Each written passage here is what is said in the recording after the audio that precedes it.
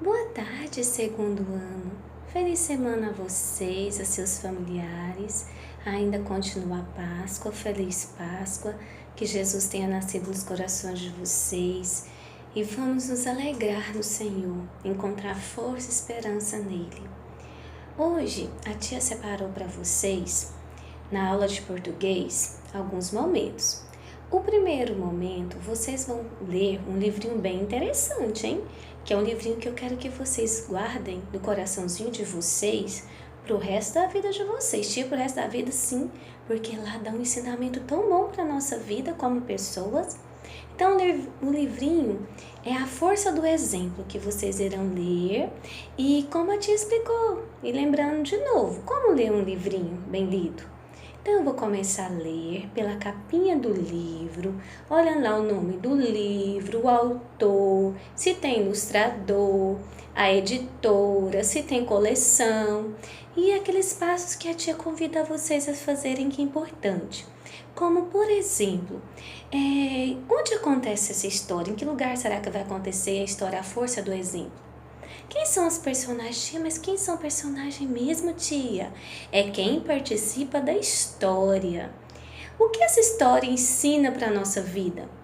Ela tem um exemplo tão bom para a vida da gente que a gente vai ver que a verdade deve sempre prevalecer, que a gente não deve tirar vantagem em nada na vida. Né? Nunca tentar prejudicar os outros, colocar no lugar do outro e muita coisa que vocês vão pegar lá é importante para a vida de vocês, que vocês vão crescer em graça e sabedoria, tá bom? E vocês vão observar que uma história ela é feita de começo, meio e fim. E é uma historinha legal, acho que vocês vão gostar.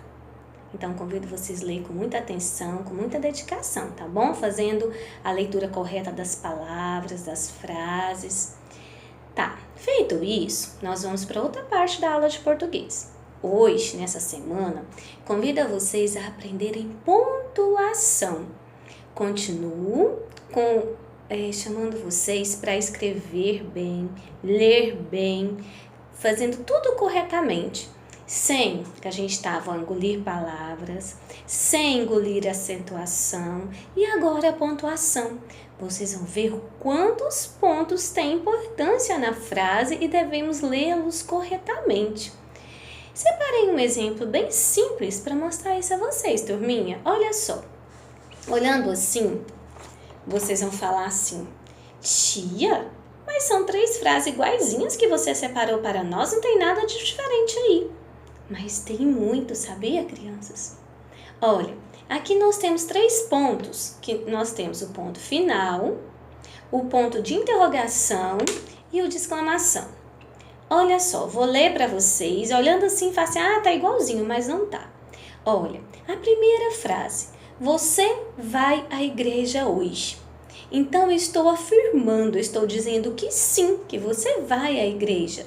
Então, é o ponto final, ele finaliza a frase e aqui ele dá o tom de frase afirmativa. Depois, nós iremos estudar frase devagarinho. Hoje, nós vamos começar, o nosso pontapé inicial é com a pontuação. Depois, nós temos o ponto aqui, chama ponto de interrogação. Olha, como se lê? Você vai à igreja hoje? Então, está perguntando se você vai à igreja hoje. Pode ser que sim, pode ser que não, pode ser que talvez, e assim vai.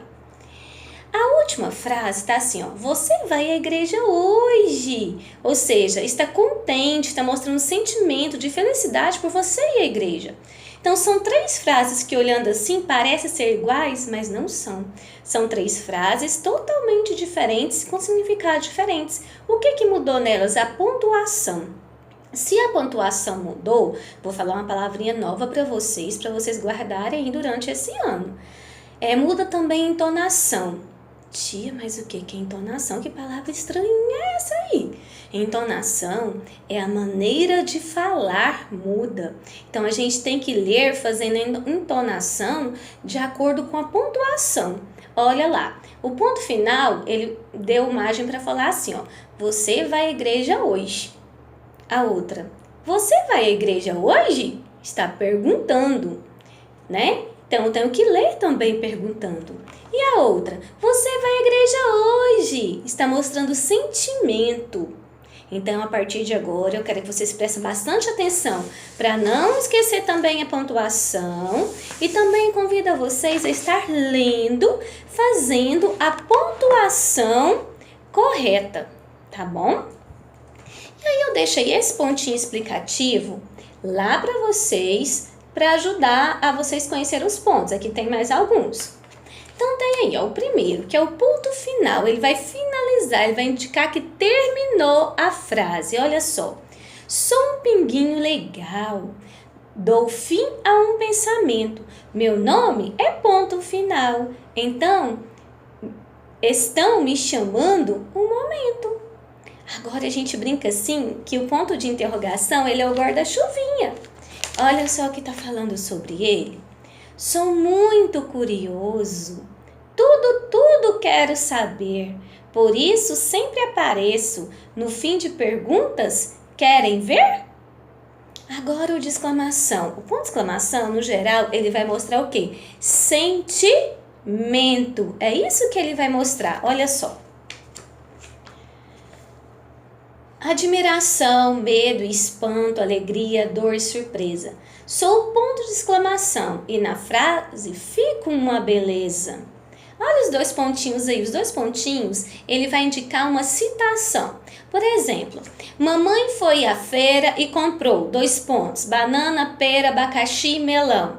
Então, ele vai indicar isso. Ó, se alguém me perguntar, quem é você, seu Zezinho? Quem é você, seu Zezinho? Eu sou os 2 pontos.